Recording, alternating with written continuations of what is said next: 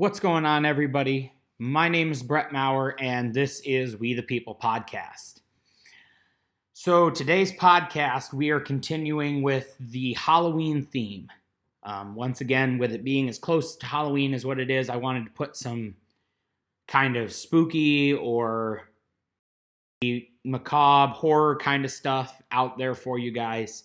The last Halloween video that we just did was over some urban legends in 3 of our American states.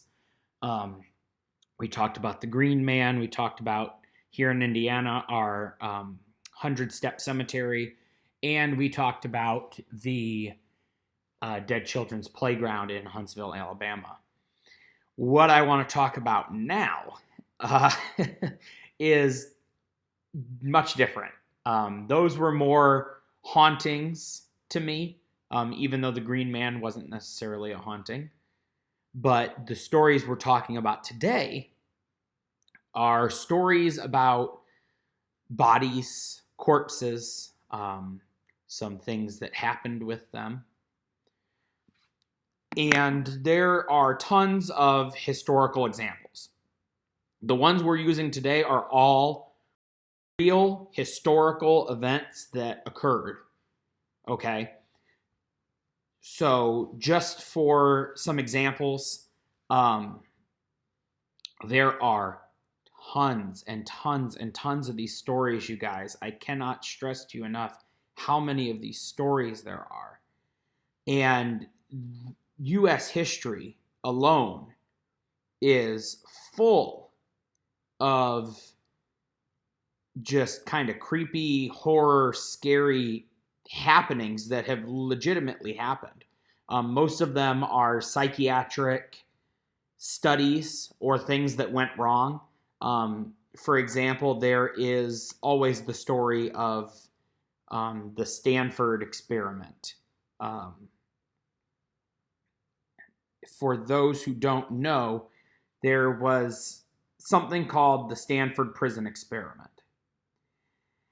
And the Stanford Prison Experiment, and you can actually watch, there's a movie that was made about it. It was a psychological experiment that happened in 1971 that Stanford conducted. And it was intended to examine how situational variables had effects on the human mind. And so basically what happened was there were these groups of students that were put under these ethical and moral conundrums. Some were assigned to being prisoners. Some were assigned to being guards. And basically what happened was there was this like power struggle that occurred. I'm trying to think of a specific example that comes from the experiment. I know there was obviously quote unquote arrests made to kind of put the prisoners group through, the beginning stressor of being arrested and being photographed and fingerprinted and all those things. And the prisoners were put into, the uncomfortable prison uniforms, and they were chained and things like that. Well, then there was like a prisoner rebellion that happened, which then led to the people who were portraying the guards spraying them with like hoses and fire extinguishers. They put one of the students who was playing or not necessarily a student, but one of the volunteers who was a prisoner in like solitary confinement. Then there was like a guard attack on prisoners. Like things began to like fall apart. And basically they had to cancel the study 6 days in. Okay, they canceled this study 6 days in because literally like things went crazy. There was just huge psychological and even social class examples between like prisoners and guards and things that just took off and went crazy. So, due to, some parent concerns and other people's concerns, they canceled it 6 days in. And basically there was this period where people portraying the prisoners and people portraying the guards had to be like debriefed and had to get like mental help for a period of time to like bring them back to reality. And then finally everybody like kind of came together and they made a study out of, they got everybody's stories and how they felt and reacted. So yeah, it was crazy. It was this huge, huge thing. And they did make a movie about it, and I haven't seen the movie, but reviews of it, apparently it is a great kind of visual for how things went and what happened. So that's just one of the stories. Just one example of the stuff we're going to talk about. So these are actual historical happenings. The first one that I want to talk about involves, it involves soldiers from the Napoleonic era. Waterloo soldiers were ground up and made into fertilizer. So Napoleon Bonaparte obviously is very well known, huge historical figure, especially in France's history. And when you hear the term Waterloo, you typically associate that with Napoleon himself. For those who don't know, the Battle of Waterloo was the great defeat, right? The great defeat for Napoleon Bonaparte when he kind of fell. And it's very much one of those big historical calamities, over 60,000 soldiers died at Waterloo. And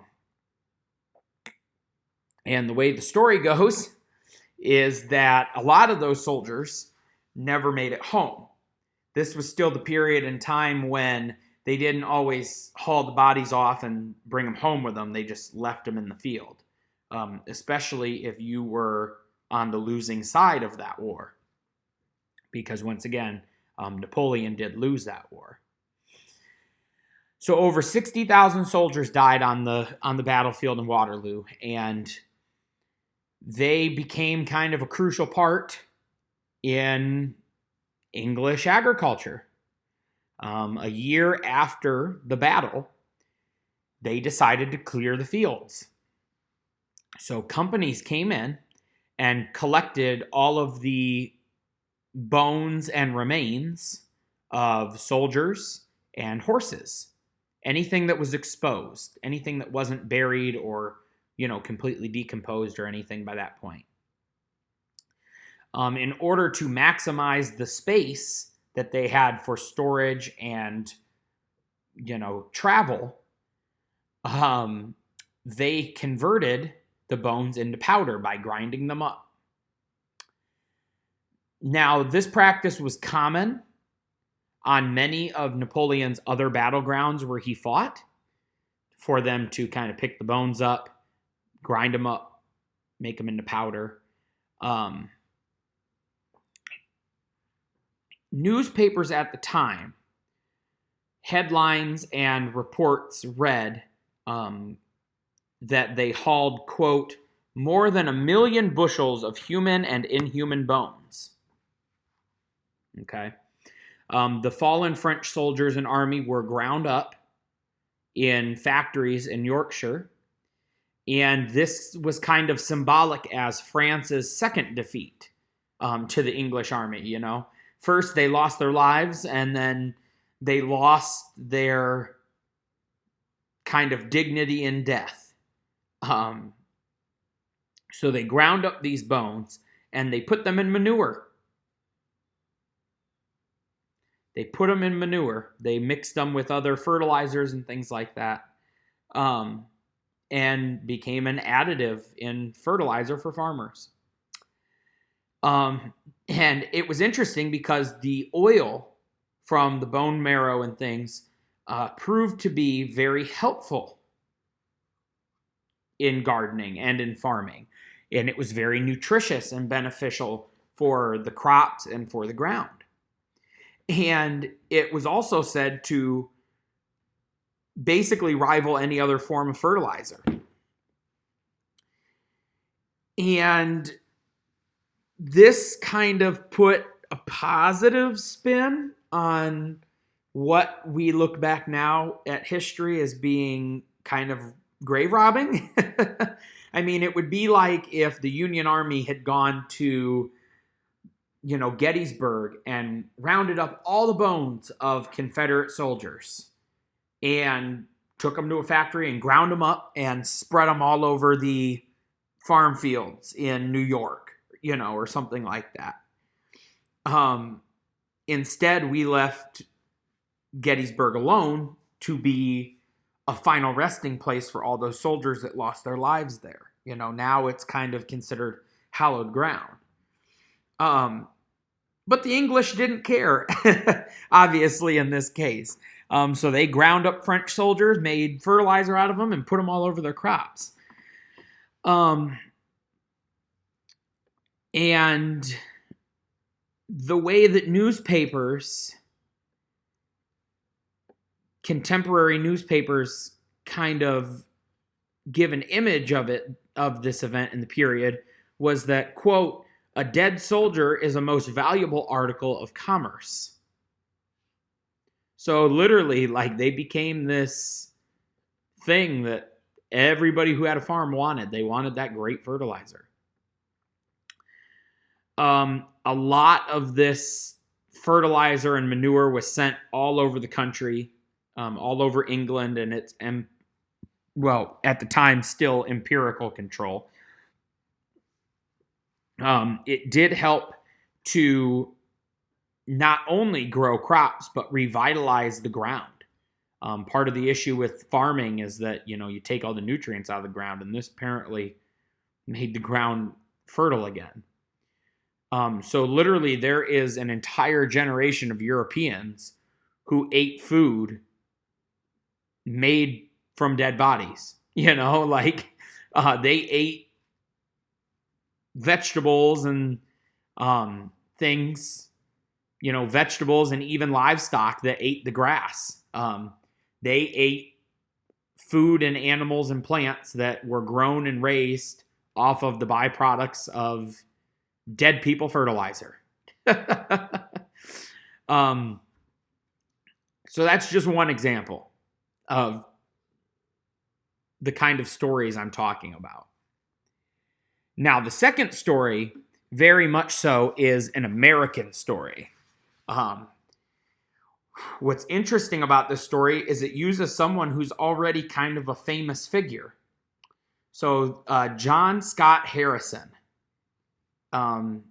is kind of this celebrity figure in our history. If you don't know who that is, basically he is the only person in our history who was the son of a president and the father of a president. Okay? He was the son of William Henry Harrison, and then he was the father of Benjamin Harrison. So, literally, Benjamin Harrison and William Henry Harrison, that's only a 2-generation separation. Okay, that was grandfather and grandson. And this was the guy in between. He also, obviously he's famous for being the son and father of U.S. presidents, but he is also known for the instance we're going to talk about now, which is kind of like human dissection. Okay. So he was a congressman in Ohio. Okay. His own political career was quite successful. And that is kind of why so many people attended his funeral when he died. But during the ceremony of his funeral, a lot of people noticed that somebody had robbed a nearby grave. Okay. Somebody was worried that that a nearby grave had been robbed. The name of that nearby grave was Augustus Devon. Well, many people were worried that John Harrison might suffer the same fate. So his sons, including future President Benjamin Harrison, placed 3 large stones bound with cement on top of the caskets. This was not the first time that practice had been done. That many times was done to protect from grave robbing. In fact, I remember on one of our former trips that we took to Springfield, Illinois, where Abraham Lincoln is buried, they discussed that Lincoln was involved in this kind of grave robbing period where people were trying to get into his grave and steal things. And, obviously he's one of our most famous presidents. And so they basically had to dig him up and reconfigure the way he was buried. And at least the way that the story went when I was told it is that he was buried at that point then in basically what was a concrete box that was like completely sealed, except for the hatch to get into it. And it was put like 10 feet down rather than 6. I don't know the validity of that story. That was what I was told, and it kind of relates. So they put these stones on top of his casket. It took 16 people to lift the stones up. That's how heavy these things are. And as a further precaution, the boys hired a guard to stand watch at the grave for a month. Okay. Curious as to the fate of Mr. Devon, who was the gentleman whose grave was actually robbed. And they were also kind of suspicious of some nearby medical schools because medical schools are always in need of cadavers for research. A search warrant was obtained for Medical College of Ohio. What this warrant uncovered when police searched the facility was multiple finds, including a box of mangled body parts, a splayed corpse of a 6-month-old baby, and what was even more revolting was a masked, naked corpse hanging from a rope. They removed the mask to find that it was John Scott Harrison. So even after all the precautions and everything that happened, somebody still got into his grave and stole his body. And detectives at the time determined that his body was stolen 24 hours after burial. Such a short time. Seriously. So his body was recovered and reinterred and put back where it belonged. The only person that was not found was the original body that had been robbed from its grave, Augustus Devon. Later, his body was found. His body had been stuffed in a barrel and was actually pickling in the barrel, which was found and located at the University of Michigan. So, yeah, very interesting occurrence. The son of a president and father of a president became the victim of a grave robbing. And who knows what kind of medical experiments he was bound to be a part of, but his body was recovered and reinterred like it was supposed to be. The last story I'm going to talk about is a story that I think a lot of people fear. Everybody has that underlying fear of different ways of dying. And a lot of people have the one where they fear being buried alive. And a lot of people maybe have seen pictures of headstones that have bells with ropes attached to them. The history behind that is a lot of times, especially back in the day when they didn't necessarily know if you were dead or in a coma, like we do now with modern medical equipment, and even sometimes, calls are made improperly now. But they would put bells that ran from the buried coffin all the way up to the headstone. And in the event you were buried alive, you could ring that bell and they would come dig you up and save you. Well, here is a story that kind of justifies why they had to do that. So in Kentucky, there was a woman named Octavia Hatcher.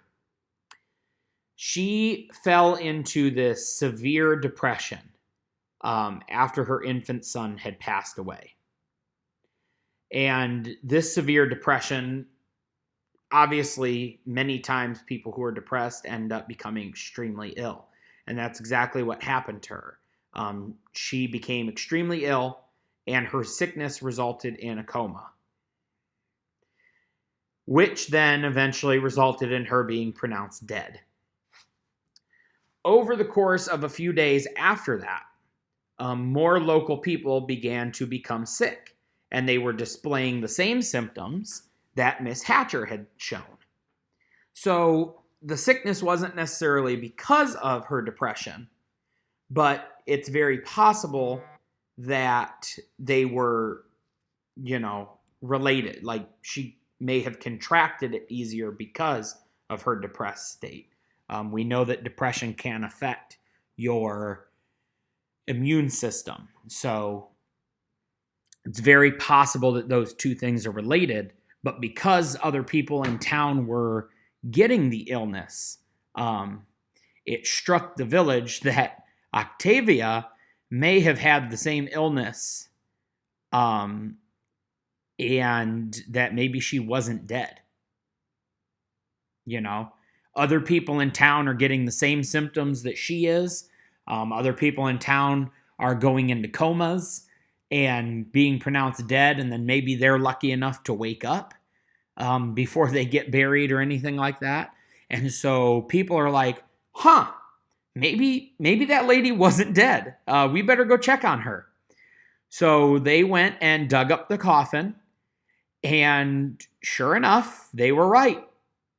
But they were too late. Octavia had been buried alive, and when they opened the casket, they found that the inside of the casket, the lining, had literally been ripped away from the lid, and they found scratches in the coffin lid where she tried to claw her way out. Her fingers were pretty much mutilated because she tried so hard to claw her way out of the casket. And eventually she had died from the oxygen deprivation. And it was huge. They had buried this woman alive, and she had died literally trying to dig herself out. A life-sized monument was erected above her grave by her grieving husband after this happened. But being buried alive was very common. Some coffins, like I said, were made with a bell that you could ring if you did happen to wake up buried. And some coffins even had air vents put in them. Personally, I'm not entirely sure how the air vent thing works. There must have been some form of tubing that ran from, 6 feet under the ground up to the surface. But if it was just a vent cut into the side of the coffin, I'm not sure how you would get air if those are caked up with dirt. So, just very all around interesting story to me. So that's all I have for today. Those are the stories I wanted to tell you for today. Very, very odd instances, right? We don't every day hear about people legitimately being buried alive by accident. Usually it's either on purpose, because, like maybe they were kidnapped or something. I don't know. So every once in a while we hear stories about somebody was like buried alive, or, you see it in TV or whatever, people being buried alive. But I've never in my life heard of a story like this where someone was buried alive, dug back up, found out they were dead, but obviously, it had to have happened very, very commonly, that people were dug back up and found either alive or dead because, like we said, they did put bells in coffins and things like that. And I've also never heard of people grinding up the remains of dead soldiers to make fertilizer. Again, obviously it was common practice back then for some people during the Napoleonic era, but it's just something that I think history overlooks a lot. So yeah, just some really odd and interesting stories to me. Make sure to like and follow, subscribe. It really helps us to get some information on what works best with our viewers and listeners, what you guys kind of want to hear more about. And also it helps us to grow our platform so that we can keep making podcasts and things like that for you. Everybody, please stay healthy, stay safe, stay happy. Have a great Halloween. Please stay safe this Halloween. Kids, listen to your parents. Parents, please check your kids' candy. We know that all too often people do bad things to candy at Halloween because they're bad people, and that is absolutely sickening. So please make sure you're checking your kids' candy. Everybody stay safe. Have a great Halloween, and we will see you